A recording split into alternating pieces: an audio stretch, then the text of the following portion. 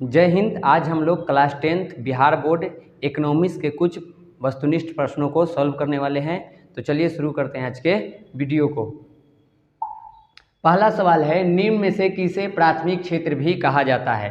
तो इसका सही जवाब हो जाएगा बी, कृषि क्षेत्र। कृषि क्षेत्र को हम लोग प्राथमिक क्षेत्र के नाम से भी जानते हैं और उसके अलावा सेवा क्षेत्र को हम लोग तृतीयक क्षेत्र के नाम से जानते हैं और जो औद्योगिक क्षेत्र है इसे हम लोग द्वितीयक क्षेत्र के नाम से जानते हैं।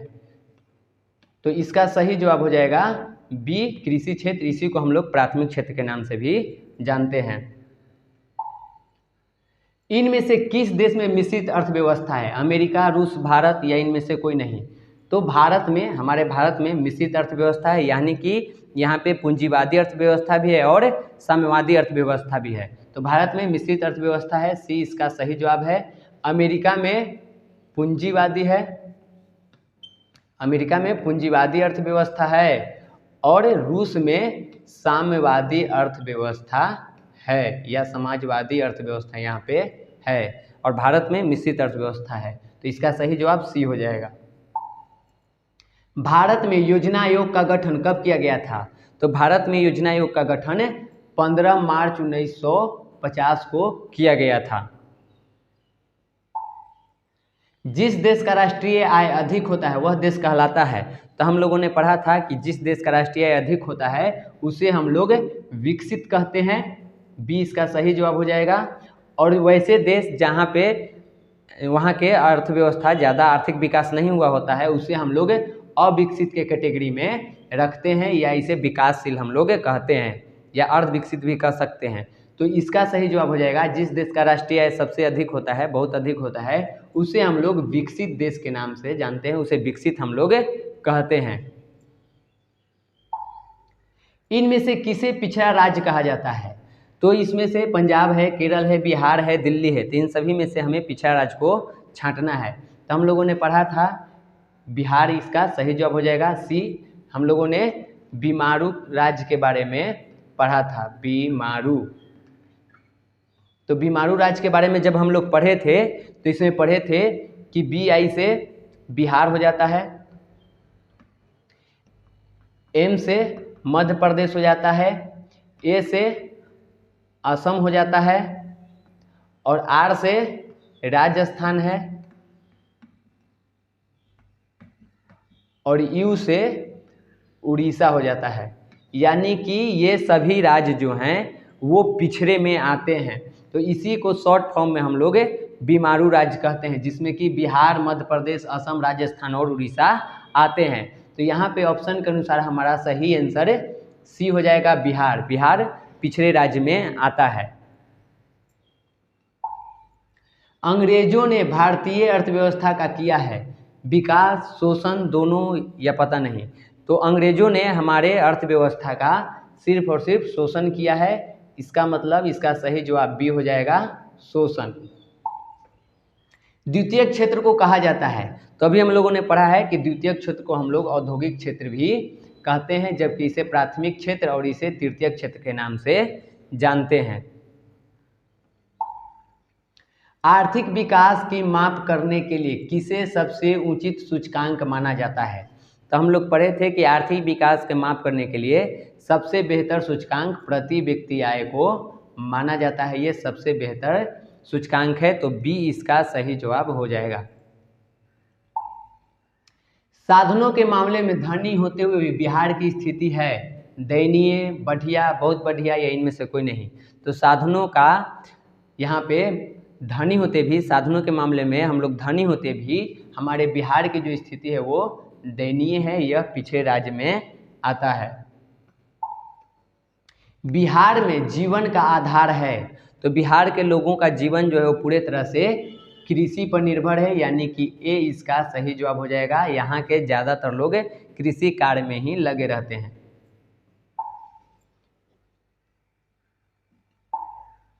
बिहार के विकास में एक बहुत बड़ा बाधक है बाढ़, सुखाड़, जनसंख्या या इनमें से सभी? तो हम लोगों ने जब पढ़ा था तो उसमें देखे थे कि बिहार के विकास में बाढ़ के भी समस्या है, ये भी इसमें बाधक बनता है, सुखाड़ भी इसमें बाधक बन जाता है और जनसंख्या वृद्धि भी इसमें बहुत बड़ा बाधक है, इसलिए इसका सही जवाब हो जाएगा डी, इनमें से सभी। ये सभी बिहार के विकास में एक बहुत बड़े बाधक के रूप में काम करते हैं। नीति आयोग का गठन कब हुआ था? तो नीति आयोग का गठन हम लोग को यहाँ पे 1 जनवरी 2015 को किया गया था। इसका गठन योजना आयोग के जगह पे किया गया है, यानी कि अब योजना आयोग के स्थान पे नीति आयोग का गठन किया गया था 1 जनवरी 2015 को। इसके अलावा यहाँ पे 15 मार्च 1905 को हम लोग पढ़े हैं 50 को कि यहाँ पे योजना आयोग का गठन हुआ था 15 मार्च 1950 को। 1 अप्रैल 1935 को हम लोग का जो RBI है, रिजर्व बैंक ऑफ इंडिया, इसका स्थापना हुआ था। और 6 अगस्त 1952 को राष्ट्रीय विकास परिषद का गठन हुआ था। ठीक, तो यहाँ पे 15 मार्च 1950 को योजना आयोग का गठन हुआ है, 1 अप्रैल 1935 को रिजर्व बैंक ऑफ इंडिया का स्थापना हुआ है, 1 जनवरी 2015 को हमारा नीति आयोग का गठन हुआ है और 6 अगस्त 1952 को राष्ट्रीय विकास परिषद का गठन हुआ है। तो इस क्वेश्चन का सही आंसर हो जाएगा सी, 1 जनवरी 2015, इसी दिन नीति आयोग का गठन हुआ था। भारत को आज़ादी कब मिली? तो हम सभी जानते हैं कि भारत जो है वो 15 अगस्त 1947 को आज़ाद हुआ था, सी इसका सही जवाब है। ये जो समय है, इस दिन हमारा संविधान बनकर तैयार हुआ था, संविधान बन के तैयार हो गया था और इस दिन हमारा संविधान लागू हुआ था।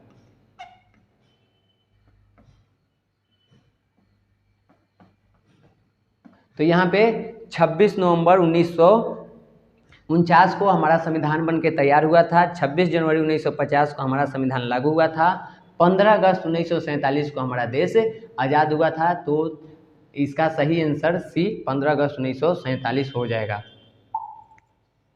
भारत किसका उपनिवेश था? तो हम सभी जानते हैं कि भारत जो है वो इंग्लैंड का उपनिवेश था, या इसे हम लोग ब्रिटेन के नाम से भी जानते हैं। तो ब्रिटेन अथवा इंग्लैंड का उपनिवेश था, इसी का शासन व्यवस्था भारत पे था और लगभग 200 वर्षों तक ये ब्रिटेन का उपनिवेश भारत रहा था। निम्नलिखित में कौन आर्थिक क्रिया नहीं है?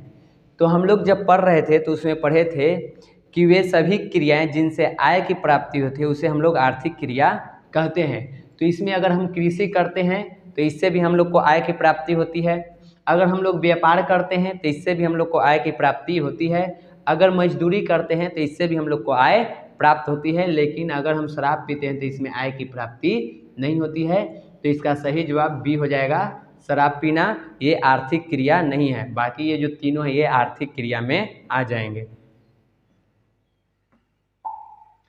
अर्थव्यवस्था की संरचना है, तो जब हम लोग अर्थव्यवस्था की संरचना पढ़े थे तो उसमें पढ़े थे कि अर्थव्यवस्था को 3 संरचना है इसके, जिसे हम लोग प्राथमिक क्षेत्र, द्वितीयक क्षेत्र और तृतीयक क्षेत्र के नाम से जानते हैं। इसे कृषि क्षेत्र, इसे सेवा क्षेत्र और इसे हम लोग इसे कृषि क्षेत्र, इसे औद्योगिक क्षेत्र और इसे हम लोग सेवा क्षेत्र के नाम से भी जानते हैं। तो इसका सही जवाब हो जाएगा डी, इनमें से सभी, यानी कि ये सभी अर्थव्यवस्था की संरचना है, अर्थव्यवस्था के ढांचा है।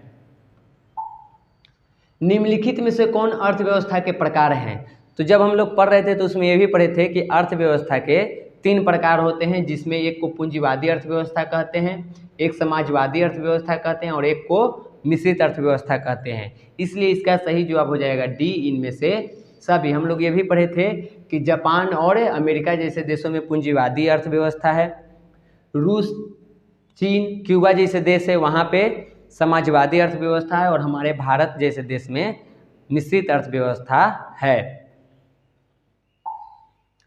योजना आयोग का पदेन अध्यक्ष कौन होता है? तो हम लोग इसमें पढ़े थे कि योजना आयोग का जो पदेन अध्यक्ष होता है वो प्रधानमंत्री होता है। जो उस समय का प्रधानमंत्री होगा, तत्कालीन प्रधानमंत्री, वही योजना आयोग का पदेन अध्यक्ष भी होता है। इसमें योजना आयोग में ये तो अध्यक्ष हो गया, इसके अलावा इसमें एक उपाध्यक्ष होते हैं और 8 इसमें सदस्य भी होते हैं जो मिल करके योजना आयोग के कार्य को करते हैं। तो योजना आयोग में अध्यक्ष के रूप में प्रधानमंत्री, उसके बाद एक उपाध्यक्ष और 8 अन्य सदस्य होते हैं जो यहाँ पे मिल करके योजना आयोग के कामकाज को देखरेख करते हैं, उसको चलाते हैं। प्रथम पंचवर्षीय योजना कब से कब तक चला था? तो प्रथम पंचवर्षीय योजना का शुरुआत हुआ था 1951 में और ये 1956 तक चला था, यानी कि ए इसका सही जवाब है। 1951 से 56 ये प्रथम पंचवर्षीय योजना का कार्यकाल है भारत का। ये जो है ये द्वितीय पंचवर्षीय योजना है।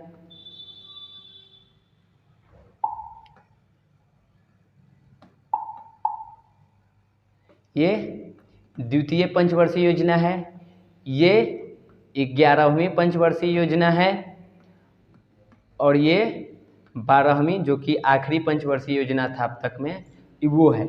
यानी कि पहली पंचवर्षीय योजना 1951 से 56 तक चला था, दूसरी पंचवर्षीय योजना 1956 से 61 तक चला था, और यहाँ पे 11वीं जो पंचवर्षीय योजना है वो 2007 से 2012 तक चला था, और जो 12वीं पंचवर्षीय योजना है वो 2012 से 2017 तक चला था। राष्ट्रीय विकास परिषद का गठन कब हुआ था? तो अभी हम लोग पढ़े हैं कि राष्ट्रीय विकास परिषद का गठन 6 अगस्त 1952 को हुआ था, यानी कि सी इसका सही जवाब है। इसमें जो ये राष्ट्रीय विकास परिषद है इसमें भारत के जितने भी राज्य हैं वो सभी राज्य के जो मुख्यमंत्री हैं वो मुख्यमंत्री इसका सदस्य होते हैं।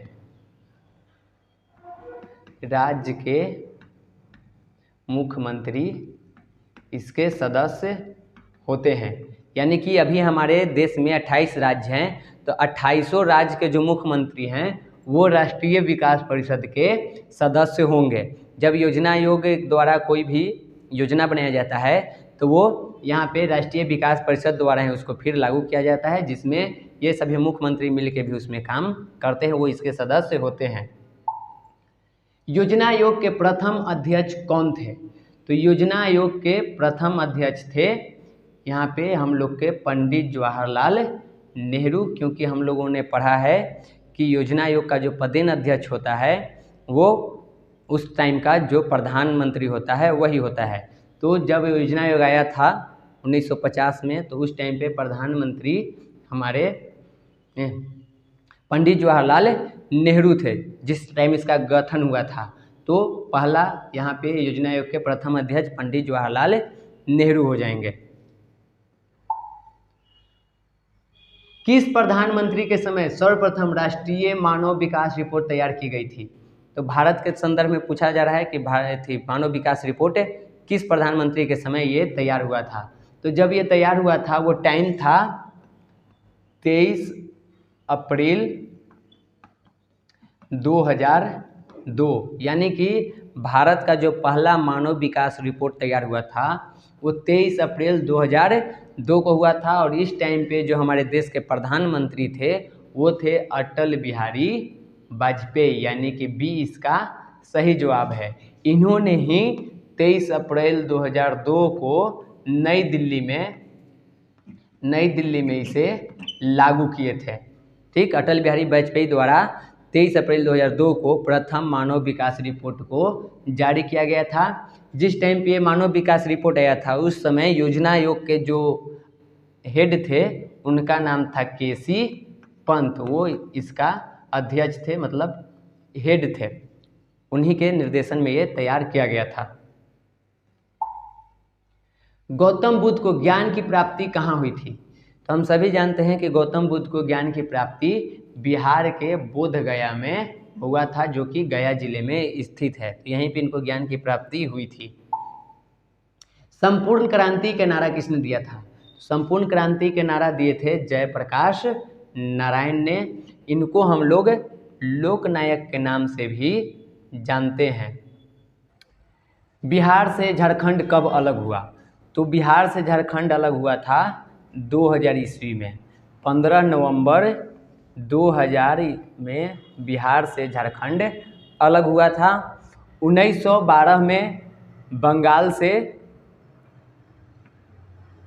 से बिहार अलग हुआ था और 1936 में बिहार से उड़ीसा अलग हुआ था। 1912 में बंगाल से बिहार अलग हुआ, 1936 में बिहार से उड़ीसा अलग हुआ और 15 नवंबर 2000 ईस्वी में बिहार से झारखंड अलग होकर के एक अलग राज्य बना था। गरीबी कैंसर रोग की तरह है, किसने कहा? तो ये बोले थे कुजनेट ने। ये एक अर्थशास्त्री हैं जिन्होंने कहा था कि गरीबी जो है वो एक कैंसर रोग की तरह होता है। तो ये इनके द्वारा बताया गया था। चंपारण आंदोलन का नेतृत्व किसने किया था? महात्मा गांधी, जवाहरलाल नेहरू, राजेंद्र प्रसाद या जयप्रकाश नारायण? तो हम सभी जानते हैं कि चंपारण आंदोलन का नेतृत्व महात्मा गांधी जी के द्वारा किया गया था। ये इनका भारत में पहला सफल जो आंदोलन है वो था। इसी के बाद वो आगे और आंदोलन किए थे और ये आंदोलन बिहार से ही शुरू किया गया था। निम्नलिखित में से कौन कृषि जनित उद्योग है? लौह उद्योग, मोटर कार उद्योग, चीनी उद्योग, सीमेंट उद्योग? तो हम लोगों ने पढ़ा है कि वैसे उद्योग जो पूरे तरह से कृषि पे निर्भर होते हैं उसी को हम लोग कृषि जनित उद्योग कहते हैं। तो इसमें से जो चीनी उद्योग है ये पूरी तरह से कृषि पे डिपेंड होता है, इसलिए चीनी उद्योग कृषि जनित उद्योग में आ जाएगा। सी इसका सही जवाब है। नरेगा में कम से कम कितने दिनों के लिए रोजगार देने की व्यवस्था है? तो नरेगा में कम से कम 100 दिनों की रोजगार देने की व्यवस्था की गई है। यहाँ पे ग्रामीण स्तर पर जो लोग हैं, मजदूर वर्ग के लोग हैं, उन लोगों को 100 दिन प्रत्येक वर्ष रोजगार देने की यहाँ पे व्यवस्था की गई है। बिहार के विकास के बिना भारत का विकास संभव नहीं है, किसने कहा था? जवाहरलाल नेहरू ने, एपीजे अब्दुल कलाम ने, अटल बिहारी वाजपेयी ने या महात्मा गांधी ने? तो ये बोले थे डॉक्टर एपीजे अब्दुल कलाम कि बिहार के विकास के बिना भारत का विकास संभव नहीं है। अगर भारत का विकास करना है तो सबसे पहले बिहार का विकास करना पड़ेगा। तो बी इसका सही जवाब है, एपीजे अब्दुल कलाम। एटीएम का फुल फॉर्म क्या होता है? Any time money, automated teller machine, all time money या ऑटोमेटेड ट्रांसफर मनी? तो एटीएम का फुल फॉर्म होता है ऑटोमेटेड टेलर मशीन, यानी कि बी इसका सही जवाब हो जाएगा। मानव विकास सूचकांक किसके निर्देशन में तैयार की गई थी? तो मानव विकास सूचकांक सबसे पहले जो पाकिस्तान के एक अर्थशास्त्री हैं महबूब उल हक, इन्हीं के निर्देशन में तैयार किया गया था। ये पाकिस्तानी अर्थशास्त्री हैं और ये तैयार किया गया था UNDP के तहत, यानी कि संयुक्त राष्ट्र विकास कार्यक्रम जो है उसी के तहत पहली बार मानव विकास सूचकांक तैयार किया गया था और ये तैयार किया गया था महबूब उल हक के निर्देशन में। तो सी इसका सही जवाब है। जापान में कैसी अर्थव्यवस्था है? तो अभी हम लोग पीछे पढ़े हैं कि जापान में पूंजीवादी अर्थव्यवस्था है, यानी कि ये इसका सही जवाब हो जाएगा। उसके बाद समाजवादी अर्थव्यवस्था रूस, क्यूबा, चीन जैसे देश में है और भारत में मिश्रित अर्थव्यवस्था है। ये हम लोगों ने पीछे पढ़ा है। बैंक अर्थव्यवस्था के किस क्षेत्र में आता है? प्राथमिक क्षेत्र में, द्वितीयक क्षेत्र में या तृतीयक क्षेत्र में? तो देखिए बैंक जो है वो एक तरह से हमें सेवा प्रदान करता है और जो सेवा क्षेत्र है वो तृतीयक क्षेत्र में आता है, यानी कि सी इसका सही जवाब है, तृतीयक क्षेत्र। बैंक जो है वो तृतीयक क्षेत्र के अंतर्गत आता है, इसी में इसको रखते हैं। ग्रामीण क्षेत्रों में कितने कैलोरी ऊर्जा की आवश्यकता होती है? तो हम लोगों ने पढ़ा था कि जो गरीबी रेखा है, जो कि अर्थशास्त्र में एक काल्पनिक रेखा है, उसमें जो मापदंड है गरीबी रेखा का वो यहाँ पे कैलोरी में रखा गया था, कैलोरी में नापते हैं। और उसमें हम लोग पढ़े थे कि ग्रामीण क्षेत्र में प्रत्येक व्यक्ति को प्रत्येक दिन कम से कम 2400 कैलोरी ऊर्जा की आवश्यकता होती है, यानी कि इसका सी सही जवाब है। उसके अलावा हम लोगों ने ये भी पढ़ा था कि जो शहरी क्षेत्र है वहाँ पे 2100 कैलोरी ऊर्जा की आवश्यकता होती है। तो ये है शहरी क्षेत्र के लिए। शहरी क्षेत्र में प्रत्येक व्यक्ति को प्रत्येक दिन कम से कम 2100 कैलोरी ऊर्जा की आवश्यकता होती है, वहीं ग्रामीण क्षेत्र में 2400 कैलोरी ऊर्जा की आवश्यकता होती है। तो यही हमारा था इस चैप्टर से ऑब्जेक्टिव क्वेश्चन, जिसको हम लोगों ने सॉल्व कर लिया है। अब मिलते हैं हम लोग अगले वीडियो में, तब तक के लिए जय हिंद।